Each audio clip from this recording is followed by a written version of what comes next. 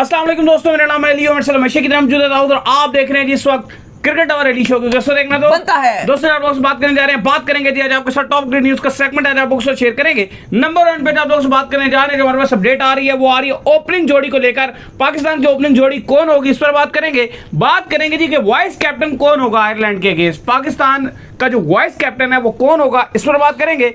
बात करेंगे एहसानुल्लाह मजीद 1 साल के लिए बाहर हो गए हैं क्योंकि उनको किया गया गलत तरीके से डील, जिसकी वजह से अब एक डॉक्टर की भी छुट्टी हो गई है। पीसीबी से कौन है वो आपको बताएंगे। और बात करेंगे जी T20 का जो गाना है वो रिलीज हो गया है, out of the world, out of the world. ये एंड में आपको सुनाएंगे, इस पर बात करेंगे।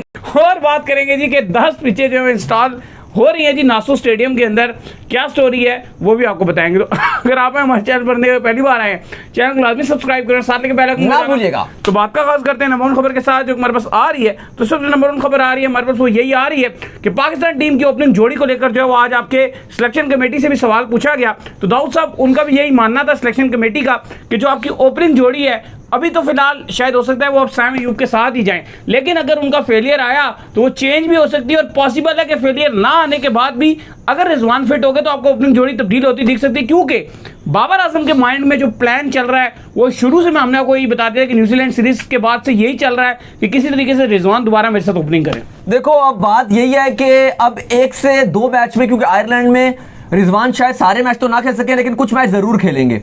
अब बॉल रिजवान आपके जो साइम अयूब है उनके हाथ में ही है, उनके ही कोर्ट में है। अगर तो उन्होंने आयरलैंड के जो 3 में से आप कह लो कि शुरू के पहले अगर 2 मैच उनको मौका मिल जाता है या जो भी पहले 2-3 में जितने भी उनको मौके मिलते हैं ओपनिंग में, अगर तो वो डिलीवर कर दिया उन्होंने, अगर तो उन्होंने रन बना दिया तो सिलेक्शन कमेटी और जो प्रेशर था बाबर आजम के ऊपर कि नहीं साइम को आपने ओपनिंग करानी है, तो फिर तो आपको साइम और बाबर ही की जो पेशावर ज़ल्मी की जोड़ी थी वही आपको नजर आनी है। लेकिन अगर साइम अयूब फेल हो जाते हैं, साइम अयूब के अगर रन नहीं आते आयरलैंड की सीरीज में, तो फिर आप ये भूल जाइए कि आपको जो आपका मेन T20 वर्ल्ड कप है उसमें आपको साइम अयूब ओपन करते हुए नजर आएंगे, फिर उसमें रिजवान आएंगे। इवन जो आपके सिलेक्शन कमेटी के वहाब रियाज हैं उन्होंने इस बात पे कहा कि साइम अयूब एग्रेसिव हैं, बाबर रिजवान हमारी मेन टीम के प्लेयर हैं, वो नीचे भी खेल सकते हैं। उन्होंने कहा कि साइम अयूब अगर ऊपर खेलते हैं तो बड़ा फायदा होता है क्योंकि फिर 1 डाउन पे अगर आपके पास रिजवान आते हैं तो आपकी बैक थोड़ी जो आपकी टीम है वो लंबी हो जाती है। साथ साथ उन्होंने ये भी क्लियर किया कि भाई ये जो डोमेन है ये हमारी नहीं है, हमारी मेन डोमेन जो है वो सिलेक्ट करना है, 11 कोच का काम है और कप्तान का काम है। लेकिन हमने आपको ऑलरेडी बताया और यही हकीकत है, यही कंफर्म खबर है, आपको भी पता चल गया होगा अब तो कि जो आपकी सिलेक्शन कमेटी है उसने ये डायरेक्ट इन्वॉल्वमेंट की थी कि साइम अयूब ओपनिंग करेंगे। और ये अभी से नहीं हुआ था, जब वहाब रियाज और आपके मोहम्मद हफीज थे तब भी दोनों में ये बातचीत हुई थी कि हम साइम अयूब को ओपनिंग कराएंगे, बाबर रिजवान में से किसी एक को पीछे भेजेंगे। वहां पर रिजवान नहीं माने थे, बाबर उनकी बात मान गए थे कि चलो ठीक है, कायल कर लिया था बाबर आजम को। हफीज इवन बोला भी था कि मैंने बड़ी मुश्किल से कायल किया बाबर आजम को, जब बाबर आजम लेकिन रिजवान नहीं माने हैं तो फिर बाबर आजम ने अपनी अथॉरिटीज का इस्तेमाल करते हुए सबसे पहले ओपनर। लेकिन अगर आप मुझसे पूछे ना, ठीक है, बाबर और रिजवान में से आप मुझसे पूछे कि ओपनर कौन एक होना चाहिए, तो बाबर बिल्कुल जस्टिफाई करते हैं। उसकी रीजन क्या है कि हमेशा हमने ये देखा कि जो बॉल बहुत तेज आ रहा हो, बॉल जरा घूम रहा हो, तमाम प्लेयर्स पाकिस्तान के स्ट्रगल करते हैं मां सिवाय बाबर आजम के, क्योंकि टेक्निकल वो बड़ा स्ट्रांग है तो वो गैप्स में बड़े अच्छे शॉट मारते हैं। इवन पहले 6 ओवर के अंदर अगर वो इस्तेमाल उसको सही तरीके से करें तो वो ठीक ठाक रन कर देते हैं। उस दिन हमने देखा था न्यूजीलैंड सीरीज के अंदर उन्होंने मेरा ख्याल है कोई 20 या 24 बॉलों पे 44 रन किए हुए थे। इसमें 12 बॉलों पे कोई 28 रन मार दिया था। तेज रन वो नहीं, बाबर आजम आपकी टेक्निक वाइज आपकी पूरी टीम में सबसे बेहतरीन स्ट्रांग है। अगर आप रिजवान और इन दोनों का कंपैरिजन भी करते हो तो बाबर आजम की टेक्निक बहुत ऊपर है। रिजवान को कम से कम होश में आने के लिए 10 से 12 बॉलें चाहिए होती हैं, जिसमें वो जरा नाचते रहते हैं, कभी जंप मारते हैं, कभी क्या करते हैं। उस लिहाज से डिसीजन ये ठीक है कि अगर बाबर ने खुद अपने आप को ओपनिंग कराई, लेकिन अब बाबर आजम ये चाहते हैं कि रिजवान मेरे साथ ओपनिंग करे। अब सिलेक्शन कमेटी ने यही बात की है कि फिलहाल हम शायद उनकी, मुझे तो बात से ये लगा कि 1 से 2 मैच में आयरलैंड के अगेंस्ट शायद साइम अयूब को मौका मिलेगा। अच्छा, इसमें ना जो साइम ने अगर वो मौका गवा दिया तो फिर छुट्टी। इसमें जो असल स्टोरी चल रही है ना वो ये चल रही है कि एक तरफ आपकी जो है सिलेक्शन कमेटी खड़ी है, एक तरफ बाबर आजम खड़े हैं। सिलेक्शन कमेटी ने कहा बाबर आजम को साइम अयूब को आप ओपनिंग करवाएं, इसके अंदर ये जो आपकी पाकिस्तान न्यूजीलैंड सीरीज है इसमें आप ओपनिंग कराएं। बाबर ने उनको कहा ठीक है मैं इसको ओपनिंग करवाता हूं, अगर ये फेल हुआ तो मैं रिजवान को दोबारा लेकर आऊंगा। अब सिलेक्शन कमेटी दोबारा चाहती है कि साइम को आप चांस दें, क्योंकि उनको लगता है कि ये एक ऐसा प्लेयर है जो एक एग्रेसिव पन जो है वो टीम के अंदर जरूर ला सकता है। लेकिन बाबर को ऐसा लगता है कि यार ये अगर इस तरह इसका फेलियर होता रहा तो हमारे लिए मुश्किल हो जाएगी, हमें एक कंसिस्टेंट परफॉर्मर जो है टीम में चाहिए। लेकिन मसला यहाँ पर यह है कि बाबर को ये गलत लगता है। अगर बाबर ने उसको चेंज करना है, साइम को कोई बुरी बात नहीं, अगर कोई बंदा फेल हो रहा है आपको जारी बात है चेंज ही करना पड़ता है, इतना फेलियर आपसे एक्सेप्ट नहीं होते। तो फिर साइम की जगह जो बंदा आना चाहिए एग्जैक्टली ओपनिंग में वो फखर जमान होना चाहिए एज कंपेयर मोहम्मद रिजवान। अच्छा, अब मैं आपकी बात ऐड कर दूं, एक मजे की आपको बात बता दूं। अब ये जो अगर साइम अयूब 1 से 2 मैच में फेल हुए ना, और अगर रिजवान ने इनको रिप्लेस किया ओपनिंग में, तो साइम अयूब 3 नंबर पे नहीं खेलेंगे, 4 पे नहीं खेलेंगे, जगह ही नहीं बनती फिर। साइम अयूब आपके जाएंगे बेंच पे। और जो टीम में जगह बनेगा ना, जो फिर सेकंड कॉम्बिनेशन बन रहा है वो ये होगा कि जो आगा सलमान है या आजम खान है, आगा की एंट्री मरवा देंगे। आगा की एंट्री होगी, आगा सलमान आपकी 11 में आएंगे, वही आएंगे बिल्कुल आगा सलमान आपके 11 में आएंगे और साइम अयूब आपके 11 में नहीं होंगे। ये नहीं है कि भाई ओपनिंग में समझ नहीं आ रही, जैसे रिजवान अब 3 में खेल रहे थे, चलो कोई नहीं 4 में मैनेज कर लो। ये साइम अयूब के साथ नहीं है कि भाई तू समझ नहीं आ रही तो 3 पे आ जा, 4 पे आ जा, 5 पे आ जा, 6 पे आ जा। ये नहीं है भाई, उनको बैठना पड़ेगा बेंच पे। बाबर रिजवान अगर ओपनिंग करेंगे तो फखर उस्मान अगर टॉप पे करेंगे, और इवन ये उस्मान खान के लिए भी आगे श्योरिटी नहीं है कि सारे मैच ही मिलेंगे। अगर रोला आता है उस्मान खान भी 2-3 मैच में परफॉर्मेंस नहीं दिखाएंगे भाई, वो भी बेंच में बैठेंगे। फिर आपका ये हो सकता है कि फखर जमान स्पेशली वर्ल्ड कप के मैचेस में यहां फिर भी शायद ये कॉम्प्रोमाइज कर लें, लेकिन अगर उस्मान खान ने रन नहीं बनाया वो भी बेंच करेंगे। आपके फखर 3 पे आएंगे, आप आगा को अंदर डालोगे, अगर आजम खान फिट हो गए वो भी जगह बनाएंगे मिडिल ऑर्डर में, इफ्तिखार भी मिडिल ऑर्डर में खेलेंगे, फिर आगे शदाब भी आएंगे, इमाद भी आएंगे, आपका फिर मिडिल ऑर्डर होगा। ये नहीं हो, और अगर इरफान खान अजीज फिट हो उनको भी किसी एक आध मैच में मौका मिलेगा। ये नहीं है कि उस्मान हो गए या आपके साइम अयूब हो गए, ये फेल हो गए तो उनके नंबर आगे पीछे ऊंचे नीचे कर दिए जाएंगे, नहीं ऐसा नहीं होगा, ये बेंच पे आ जाएंगे। मैं आपको बता दूं तो फिलहाल खैर साइम अयूब के पास पहले तलवार लटकी हुई है। एक उनको जरूर आ जाए कि अभी तक रिजवान की फिटनेस का कोई खास अपडेट नहीं है, यानी कि वो 1 मैच के लिए अवेलेबल होंगे आयरलैंड की सीरीज के लिए, 2 के लिए होंगे, या जबरदस्ती तीनों भी खेल लें। लेकिन अगर वो तीनों खेल लेती है तो ये फिर आपके साइम अयूब के लिए बिल्कुल अच्छी खबर नहीं। लेकिन सिलेक्शन कमेटी एटलीस्ट उनको 1 से 2 मैच और देना चाहेगी आयरलैंड सीरीज में। अगर साइम ने डिलीवर कर दिया तो ठीक, वरना टाटा बाय बाय।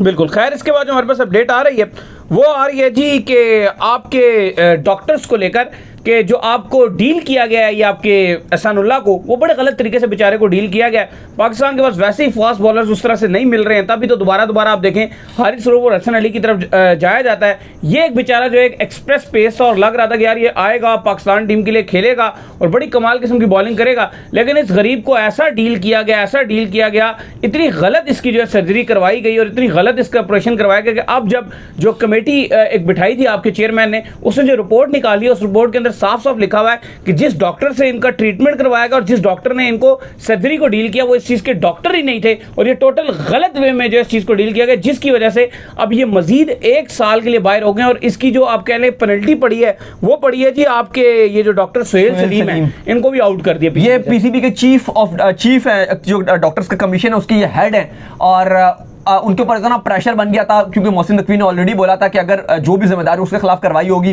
तो उनके ऊपर इतना एडिड प्रेशर बन गया था कि इनके ऊपर अब एक प्रेशर था कि आप रिजाइन दो, और फाइनली उनको रिजाइन देना पड़ा, और देना बनता भी है क्योंकि अगर आप इतनी नाअहली करेंगे और इतनी गफलत बरतेंगे तो प्रीमियम प्लेयर के साथ करेंगे और इसमें कॉम्प्रोमाइज नहीं। और वो हेड भी थे, सारा पूरा मामला उन्हीं के पास सारी रिपोर्ट्स आती हैं, तो उसकी वजह से उनके ऊपर प्रेशर बन गया और सुहेल सलीम जो हेड है उनको अपना इस्तीफा आज देना पड़ा, और अब वो रिजाइन हो गया। अब न्यू जो है वो हेड लगाए जाएंगे, लेकिन बहरहाल एहसान अल्लाह को नुकसान हो गया। बर्मिंघम में फिलहाल वो मौजूद हैं, अपना इलाज करवा रहे हैं, और अब आप देख लो 1 साल के तो कम से कम छुट्टी, और अगर फास्ट बॉलर इतना टाइम बाहर रहेगा तो फिर आप उसका फ्यूचर देख लो कि क्या होगा। सही बात है। खैर इसके बाद जो अपडेट आ रही है हमारे पास वो आ रही है जी वाइस कप्तान को लेकर कि कौन होगा जी वाइस कप्तान जो आपका आयरलैंड का टूर है, क्योंकि वाइस कप्तान में क्लैरिटी नहीं आ रही। अभी हम बैठ के दोनों यही बात कर रहे थे कि बीच में हमने 1 दिन की छुट्टी की थी कुछ दिन पहले, मैं तो जरूरी काम से गया था, ये वैसे ही बाहर गए हुए थे, इनका कोई खास जरूरी काम नहीं था, लेकिन इन्होंने इनका जरूरी काम ये था, ये मेरे साथ मरी गए थे और मैं ऐसी फजूल में गया था, यही है, दोनों गए थे हम। नहीं, इन्होंने एंड टाइम पर जो अपने आप को ऐड कराया, मैं तो प्री प्लान गया था, मैंने कहा पीछे ये बैठ के वीडियो बनाएंगे, लेकिन इन्होंने भी कहा माजरत भाईजान मैं भी आपके साथ जाऊंगा, तो मैंने कहा चले फिर अब आप क्या कर सकते हैं, मजबूरी मान की घर से निकाल भी नहीं सकते, ले गए इनको भी साथ हम मरी। तो खैर कहने का मकसद ये कि जब हम वहाँ गए हुए थे, ये सारी स्टोरी आपको इसलिए सुनाई है, पीछे से खबर चल गई थी कि मोहम्मद रिजवान को ऑफिशियली जो वाइस कैप्टन अनाउंस कर दिया, जबकि उस खबर के अंदर कुछ सदाकत शामिल नहीं थी। तो भाईजान ये तो कह रहे वाइस कैप्टन भी बनाया ही नहीं किसी को। नहीं, खबर तो हमने भी ये दिया, उससे पहले हम बता रहे हैं कि रिजवान स्ट्रॉन्गेस्ट कैंडिडेट है वाइस कप्तान के और उन्हीं का चांस है कि वही आगे वाइस कप्तान बनेंगे। लेकिन जैसे इन्होंने कहा कि थ्रू आउट ये सोशल मीडिया में हर जगह चला, बड़े ऑफिशियल अखबारों ने खबरें छापी कि रिजवान ऑफिशियली वाइस कप्तान बन गया। इवन पीसीबी ने ऑफिशियली अपडेट नहीं किया कि वाइस कप्तान वो बन गए हैं, लेकिन यार हमने भी खबरें की थी कि जो सबसे आगे रेस में वो रिजवान ही है।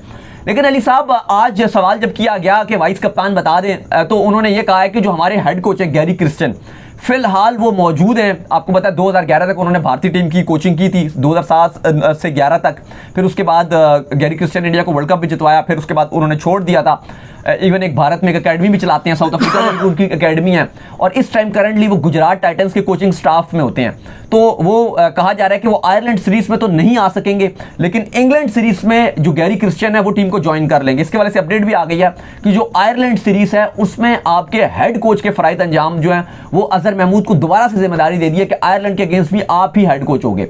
लेकिन जो दूसरी बड़ी खबर है, ये कहा गया है कि जो गैरी क्रिस्टियन है जब वो आएंगे तो उनकी इनपुट से वाइस कप्तान हम अनाउंस करेंगे। अब सवाल यहां पर ये कि गैरी क्रिस्टियन तो पाकिस्तान के ड्रेसिंग रूम शेयर ही नहीं किया, क्या वो डायरेक्ट आएंगे एक दिन में वो कैसे बता देंगे कि अच्छा ये लड़कियां, शक्लें देखेंगे और कहेंगे अच्छा ये लड़कियां, ये लो जिसको मैं वाइस कप्तान अनाउंस कर रहा हूं। तो ठीक है, आप उनसे इनपुट जरूर ले सकते हो, लेकिन कुछ टाइम के बाद दे सकते हो। अभी वो आते साथ कैसे अपनी इनपुट देंगे? सिलेक्शन कमेटी बैठी है, अगर इनके ऊपर जिम्मेदारी तो यही अनाउंस कर दें। और लग भी रहा है कि जिस तरह से टीम के साथ ये ट्रैवल भी करते हैं, वहां सीनियर मैनेजर बने हुए हैं, यूसुफ भी टीम के साथ होते हैं, बैटिंग कोच बने हैं, तो ठीक है आप लोग ये अनाउंस कर दें। बहरहाल यूसुफ ने बात की है कि अभी हम कुछ टाइम के बाद हम कोर्स जो है ये इसका अनाउंस करेंगे। लेकिन अली साहब जो अपडेट है वो यही है कि शादाब भी लाइन में जरूर लगे हुए हैं, लेकिन रिजवान आपको थोड़ा आगे नजर आ रहे हैं। शादाब की उनको थोड़ी सी परफॉर्मेंस डाउन रही थी इंटरनेशनली, इवन पीएसएल तो बहुत अच्छा गया, लेकिन अभी तक थोड़ा सा इंटरनेशनली उनकी परफॉर्मेंस शादाब की वो नहीं आई हैं, जिस वजह से रिजवान कंसिडर तो किए जा रहे थे कि वो टॉप पे हैं। लेकिन अब जो आपकी सिलेक्शन कमेटी है इसलिए भी वो अनाउंस नहीं कर पा रही। उनका मानना यह भी है कि रिजवान तो अब अनफिट है, तो जब अनफिट है तो फिर हम उनको कैसे वाइस कप्तान अनाउंस करते, वो तो खेलेंगे ही नहीं। तो इसलिए भी थोड़ा सा चीजें जो है वो डिले की जा रही हैं, लेकिन प्रोबेबली हो सकता है कि रिजवान को ही अनाउंस किया जाए और गैरी क्रिस्टियन की मशावरत से किया जाएगा। खैर, इसके बाद जो हमारे पास अपडेट आ रही है जी, वो आ रही है T20 वर्ल्ड कप के सॉन्ग को लेकर। तो T20 वर्ल्ड कप का सॉन्ग जो है वो रिलीज कर दिया गया, out of the world, out of the world, अच्छा out of the world, T20 world cup का गाना अनाउंस कर दिया गया है और बड़ा अच्छा मजेदार अनाउंस किया है। अब गाना तो कुछ समझ नहीं आ रहा, सुना दिया वेस्ट इंडीज में सुना, लेकिन जो है वो ये करके सुनाया है मैंने। लेकिन म्यूजिक बड़ा अच्छा और एग्रेसिव सा उन्होंने बड़ा डाला है, वेस्ट इंडीज स्टाइल में डाला है। क्रिस गेल भी इसके अंदर मौजूद है और वो क्रिस गेल बहुत एंजॉय कर रहे हैं, वो लंबे लंबे उनके इस तरह से बाल और वो ऐसे करके जो है वो एंजॉय कर रहे हैं, वो ऐसे ऐसे करके जो डांस कर रहे हैं किस तरह। खैर अली साहब, एक और जो मजेदार बात है गाने की जो आपने बात की है, पीसीबी इस बार अपना टेंडर डाला है पीसीबी ने, और पीसीबी भी अपना वर्ल्ड कप 2024 का गाना अलग बना रहे हैं। हाँ, वो अलग बना रहे हैं और टेंडर भी उन्होंने डाला कि हम गाना जो है वो के लिए उन्होंने इश्तेहार भी दिया हुआ था, बिड भी कराई थी। तो बड़ा यूनिक चीज है, क्योंकि ऐसे होता नहीं है कि ठीक है हमेशा पिछले वर्ल्ड कप में भी गाने बनते रहे हैं, लेकिन वो कोई आप कह लो कि ऐसे ऑफिशियली बोर्ड ने नहीं बनाया। कभी कभी हो भी जाता है, किसी कंट्री के कर भी लेते हैं, लेकिन इस बार पीसीबी खुद कर रहा है कि बेशक वो आईसीसी का ऑफिशियल सॉन्ग है, लेकिन पीसीबी अपना ऑफिशियल सॉन्ग पाकिस्तान का जो है वो अलग से ऑफिशियल सॉन्ग जो है वो पीसीबी रिलीज करने जा रहा है। तो चलो अच्छी बात है, मजा आएगा, एक अपना पीसीबी का हमारा पाकिस्तान का अलग से गाना होगा। अब पाकिस्तान जीत जाए तो फिर उस गाने की वैल्यू ज्यादा बढ़ जाती है, लेकिन वही अगर उल्टा काम हो गया तो फिर रोला हो जाता है। खैर, इसके बाद जो अपडेट आ रही है जो वही आ रही है कि पिच के हवाले से जो अपडेट आ रही है कि नासू स्टेडियम में जो है 10 पिचेस जो है आप कह रहे हैं कि पहुंचा दी गई हैं, जिनको अब जो है नासू क्रिकेट स्टेडियम के अंदर इंस्टॉल किया जा रहा है, जहां पर खेला जाना है इंडिया और पाकिस्तान के दरमियान मैच। देखिए एडिलेड से मंगवाई थी ये 10 पिचेस मंगवाई थी, कल से काम जारी है पिचेस को इंस्टॉल करने का। 10 पिचेस मंगवाई हैं और उनमें से कहा गया कि आधी पिचेस तो इंस्टॉल हो भी चुकी हैं, सिर्फ थोड़ा सा और उसके अंदर काम बाकी है। तो बड़ी स्पीड से नासो क्रिकेट स्टेडियम जो पाकिस्तान और इंडिया को होस्ट करेगा, पाकिस्तान के 2 मैचेस वहां पर है, इंडिया ने भी वहां पर और मैचेस भी खेले हैं, तो बड़ा इंपॉर्टेंट वेन्यू है उस लिहाज से न्यूयॉर्क में। तो अपडेट ये है कि वहां की पिचेस का जो है वो काम अब आखिरी दर्जे में चल रहा है, टाइम भी आखिरी महीना ही है, अब इसके बाद तो 1 महीने से भी अब तो वर्ल्ड कप में कम रह गया। तो आईसीसी होपफुल है कि प्रॉपर अगले 2 हफ्ते के अंदर अंदर तमाम चीजें जो बिल्कुल क्लियर कर दी जाएंगी, हर चीज एक्यूरेट कर दी जाएगी। बहुत स्पीड में काम किया गया, बड़ा जैसे हमने ऐसे फुटबॉल्स के वेन्यूज को देखा है इतनी जल्दी तैयार होते हुए, लेकिन क्रेडिट जाता है यूएसए की जो आप कह लो कि इंतजामिया थी, कंस्ट्रक्शन कंपनीज थी, जिस तरह से उन्होंने इसको तैयार किया। एब्सोल्युटली ट्रेमेंडस। अब आई होप कि पाकिस्तान के भी 3 वेन्यूज हैं, आपके भी आईसीसी की टीम भी आई भी थी रिसेंटली, अटिंगसन भी आए थे, एंडी अटिंगसन जो आईसीसी के हेड है क्यूरेटर्स के, और उन्होंने आगे भी कहा था कि जी के जो ग्राउंड में काम रहता है वो भी आप कंप्लीट कीजिए, पिंडी का, लाहौर का, कराची का थोड़ा और तामीरात की जाए। तो आई होप कि पीसीबी भी 6-7 महीने के अंदर अंदर बना देगा, क्योंकि हमारा यहाँ काम बहुत स्लो होता है पाकिस्तान में, इतनी स्पीड से नहीं बनाए जाते। हमने देखा कि पुल बन रहे होते हैं वो साल लग जाते हैं एक एक पुल बनते बनते। तो आई होप कि ग्राउंड जो जल्दी तैयार हो जाएगा यहाँ पर। तो उम्मीद करते हैं आज का हमारा शो आपको आएगा। उस वीडियो को लाइक कीजिए, हमारे चैनल को सब्सक्राइब कीजिए, साथ में बेल आइकन को बजाइए, रिकॉर्ड काम कर लीजिए, वो कर लीजिए। इंस्टाग्राम के ऊपर आप जाइए, इनको फॉलो इंस्टाग्राम में मुझे फॉलो कर लीजिए, वहाँ पे मैं मौजूद हूँ, दाऊद क्रिकेट के नाम से। अगर आपको कोई सवाल हो तो भेजिएगा, उनको भी फॉलो कीजिए। मैं मौजूद हूँ क्रिकेट लवर अली ऑफिशियल के नाम से, लिंक डिस्क्रिप्शन में मौजूद है, जाइए फॉलो कीजिए। अल्लाह हाफिज, गुड नाइट।